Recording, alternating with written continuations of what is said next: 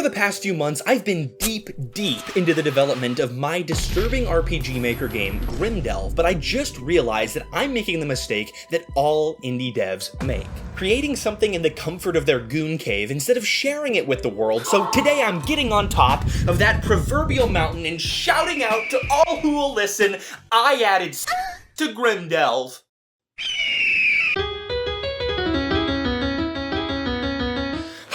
This has actually been a pretty difficult time for me. I mean, when you create a character and write them in scenes from when they're a child all the way through to when they're an adult, you get really attached to them, and it's just really hard to see them getting ass blasted. And yet, there I sat, hunched over my computer for hours drawing it. I don't know how these other devs do it. But in all seriousness, I've always enjoyed covering difficult topics in the games I make. My first ever game, back when I was 9 or 10, was called Avenge the Queen, and it was a pretty rough, dishonored ripoff, but it still delved into those themes of revenge, which can get pretty disturbing at times. In my first competent release, Amy, I delved into the themes of suicide, self-harm, isolation, depression, you know, the classic Big Four. It was a slight narrative mess, but it really delved into the dark recesses of my middle schooler mind and hit on some of those deeper themes. Now, all this talk of delving has got me thinking of Grimdelve, and in Grimdelve, I mean, once I learned that you can put into a video game,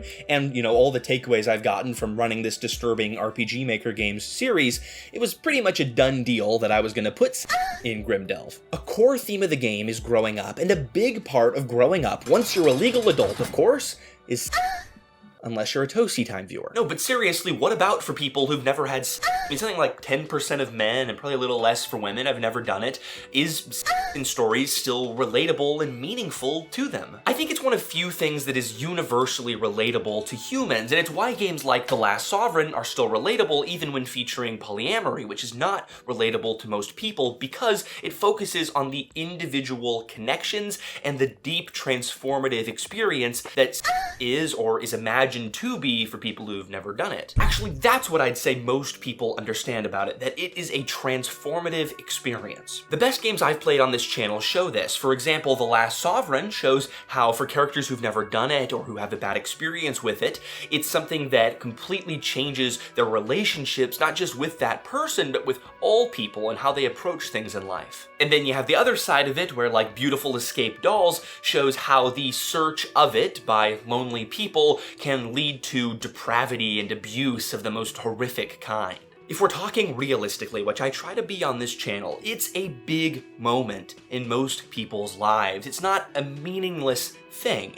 And we get this on kind of an animal level. It's the moment where you go from being somebody to somebody who's like won the meaning of life from an animalistic point of view, right? It's a huge part of the world we live in today and for centuries. I mean, it's why the OnlyFans goon-ridden slop dominates. It's also why for nearly everyone, besides those who are fried from too much gooning, scenes where that's forced on a character are so visceral and harrowing because we all understand at a basic level, at the very least, how that can distort and destroy a person's ability to form human relationships forever. So I always knew I wanted to put that content into Grimdelve, but deciding exactly how to do it is surprisingly difficult. I've had an image of this scene in my head since I first started developing Grimdelve, of the male main character hiding in the closet while the woman he's worked with and grown close to is assaulted by an all-powerful villain, and the player has to choose whether or not to intervene. It's a pretty harrowing idea, right? But, I mean, first off, why even show it? Why not just imply it? I mean, really, what are the narrative benefits to showing? Showing will make my game more realistic, and that's good, but I also have to be myself a realistic indie developer and recognize that including that content is going to limit the reach of Grimdelve on Steam. Sacrificing that visibility just for realism, I don't think is a strong enough argument, so I've got to delve a little bit deeper. That's such a versatile word. I'm a marketing genius. I think a better argument that really gets at the heart of why I feel compelled to include this content in Grimdelve is that it allows me to show power dynamics and intimacy in a way that immediately connects with the player. Like, I think back to LonaRPG, which is a slightly overly gratuitous game, but in the start of playing it, when you screw up in a fight and a rap battle begins, so to say, you feel really sick and disgusted and desperate in the same way that the main character does. And that's an immediate, visceral reaction that doesn't need any words spoken. So with that in mind, I was then thinking, what if I contrast scenes like that with really lovey, consensual encounters? That allows the player and the character to take back some amount of power and have a hopeful ending with that hollowness from the previous trauma still being there, so it's more of a nuanced happy ending. It allows for the grittiness of life to seep through without the need of any words, because this is such an intimate thing that people kind of just inherently feel empathetic about. All of that is to say, though, that I've learned from the Disturbing RPG Maker Games series that this content is most powerful when used sparingly. At a certain point in LonaRPG, you get desensitized to the rap battles, and then it just feels kind of gross. I don't want the player to feel like that. I want these moments to feel big and character defining and be something that sticks with the player long after they finish playing. I don't want them to get desensitized to it. I also don't want the player to feel so depressed and hopeless that they give up on seeing the game through to the end. I want some kind of hopefulness to permeate throughout the entire game,